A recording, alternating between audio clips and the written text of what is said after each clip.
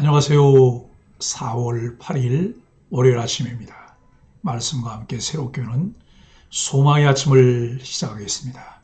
케네스 보아는 기독교 신앙은 단순히 어떤 명제나 개념에 동의하는 것이 아니다. 인격과 삶으로 주님을 나타내는 것이다 라고 이야기합니다. 히브리서 1장 1절로 2절까지 말씀을 본문으로 하여 히브리서가 들려주려는 이야기라고 하는 주제로 함께 은혜를 나누길 원합니다. 새로운 책을 시작할 때 기대와 설렘 그리고 두렵고 떨림이 있습니다. 특히 히브리서를 준비하며 더 많은 기대가 있습니다. 오늘부터 여러 날 히브리서를 묵상하며 히브리서를 통해 주시는 깊은 은혜로 더 나은 그리스도인으로 살아가길 갈망하는 이들에게 길이 되며 답이 되길 바랍니다. 우리가 믿는 기독교는 유대교를 배경으로 합니다. 예수 그리스도의 부활로 시작된 초대교회 교인들 대다수가 유대교에서 개종한 사람들이었습니다. 그들이 개종하면 바꾼 것이 종교였을까요? 아니면 삶이었을까요? 단순히 종교만 바꾼 것이 아니라 새로운 피조물로 삶 자체에 변화가 있었습니다. 당신은 로마 제국의 압제로 어려움을 겪을 때였고 동족인 유대인들로부터도 박해를 받을 때였습니다. 부활 후 하늘로 올리우신 예수님은 다시 오시리라 말씀하셨고 박해와 어려움 속에 있던 당시 초대 교인들에게는 재림을 기다리는 절박함이 있었습니다. 그러나 주의 재림은 그들이 기다리는 것처럼 속히 이루어지지 않아 신앙의 어려움을 겪는 이들이 지쳐가기도 했습니다. 이들을 권면하기에 쓰여진 책이 히브리서입니다. 당시 1차 독자라고 할 수 있는 그들이 신앙의 길을 걸어가며 어려움을 겪을 때 그 어려움 중에도 믿음으로 인내하며 신앙의 경주를 해야 할 근거와 이유를 충분히 설명하고 있습니다. 오늘을 살아가며 그리스도인으로 살아가기로 작정했으나 삶의 환경 속에서 만나는 여러 가지 어려움으로 신앙적 어려움을 겪는 이들에게 말씀으로 격려하고 있습니다. 히브리서는 구약적인 배경을 많이 다루고 있습니다. 1차 독자들이 유대인이었으니 당연한 것일 수도 있습니다. 제사장이나 제사와 성소에 대한 이야기도 나옵니다. 이러한 구약의 배경들을 이야기하며 그것이 가리키는 메시아이신 예수님을 이야기합니다. 히브리서는 누가 기록했는지는 정확하게 이야기하지 않아 알 수 없습니다. 다만 구약 성경과 제사법에 정통한 사람들일 것이라는 가정하에 바울, 바나바 혹은 아볼로 등이 히브리서를 기록했을 것이라 거론되지만 확실하지 않습니다. 히브리서는 주 60년대 기록했을 것으로 봅니다. 그 이유는 성전의 희생제사를 자세히 묘사한 것으로 볼 때 당시 성전인 헤롯 성전이 건재했고 주 70년 예루살렘 성전의 멸망전으로 볼 수 있기 때문입니다. 히브리서를 기록한 목적은 세 가지로 정리하며 기억할 수 있습니다. 첫째, 그리스도에 대한 믿음을 저버리고 유대교로 돌아가려는 유대인 출신 그리스도인들을 권면하기 위함입니다. 둘째, 그리스도의 우월성에 대해 신앙적, 신학적으로 정립하기 위함입니다. 셋째, 그리스도인들에게 있어야 할 윤리와 삶의 실천적 지침을 가르치기 위함입니다. 오랜 기간 유대인으로 살며 구약적 배경을 가지고 있는 이들에게 메시아로 오신 예수 그리스도에 대한 이야기들이 매우 중요한 가치를 갖고 있음을 알게 합니다. 하나님께서는 히브리서 기자를 통해 하나님의 아들 그리스도가 어떤 분인지를 말씀합니다.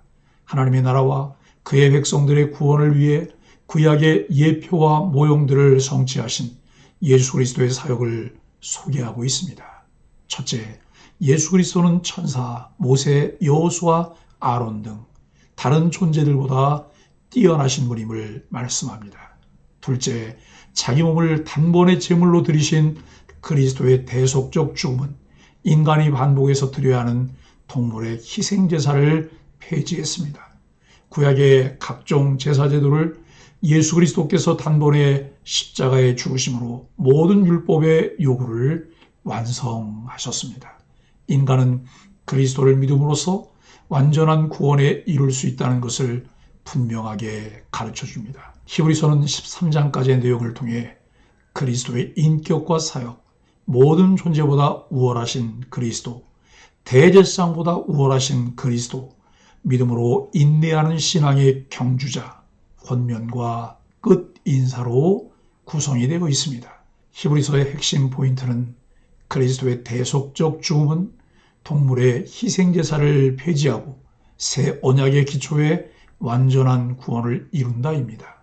거짓이 난무한 이때 바른 신앙을 정립하도록 돕고 많은 유혹과 어려움에도 흔들림 없이 바른 신앙의 길을 걸어가도록 히브리서는 우리의 길잡이 역할을 할 것으로 믿습니다.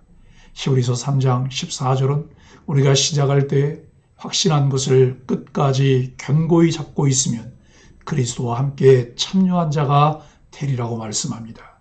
히브리서는 여러 가지 상황 때문에 교회 밖으로 나가 가난한 교인으로 사는 형제자매들이나 신앙의 침체기를 겪고 있는 모든 교회 안의 그리스도인들에게 새로운 길을 제시합니다. 왜 우리가 교회 공동체 안에서 무엇을 근거로 끝까지 인내하며 바른 신앙을 지켜내야 하는지, 본질과 참 가치가 무엇인지 가르쳐 줍니다. 사랑하는 소망의 가족 여러분, 바람이 나는 교는 결국 망하게 된다는 시편의 말씀을 상기해 봅니다.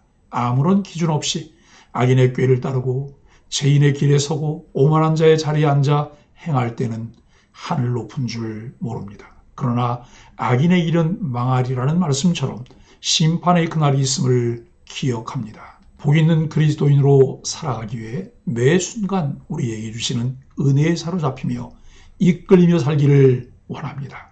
하나님의 말씀을 즐거워하며 그 말씀을 주야로 묵상하는 삶을 다짐해야 합니다.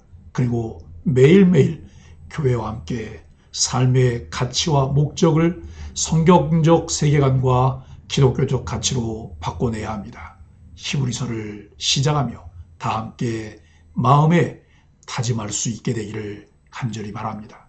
히브리서를 통해 믿음의 주여 온전케 하시는 이인 예수님만 바라보며 어제나 오늘이나 영원토록 동일하신 예수님의 인격과 성품을 닮아갑시다. 신실하신 말씀이 가르치는 곳을 바라보며 묵묵히 따르는 이들에게 주의 은혜가 있기를 바라며 히브리서를 통해 바른 신앙으로 더 깊이 뿌리를 내리는 소망의 가족들이 되기를 예수 그리스도 이름으로 간절히 축복합니다. 함께 기도하겠습니다. 하나님, 히브리서를 통해 뿌리 깊은 신앙을 세워갈 수 있게 하여 주옵소서.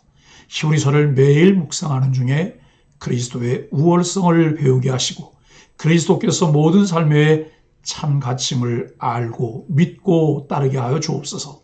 첫 계단에 머물고 성장하지 않는 아픔을 극복해낼 수 있도록 주님의 손에 붙들려 교회와 함께 성장하는 그리스도인으로 살게 하여 주옵소서. 예수님의 이름으로 간절히 기도합니다. 아멘.